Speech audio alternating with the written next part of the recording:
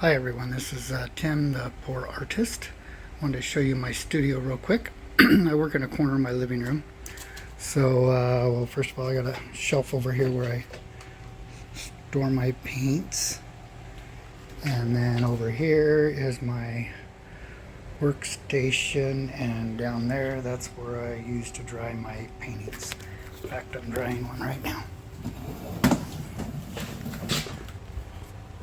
This one here that my nephew did yesterday. He's only 10 years old. So it's turning out really good. That's where I dry my paints. It's a perfectly level table.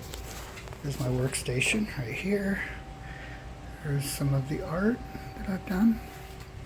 This is all in the last 3 weeks, I would say. And I just put in the pool so I could do the spinning without getting paint anywhere, so that ought to be good. So here's my workstation. There's all my new canvases I need to do. So, okay, I will see you all in the next video. Bye.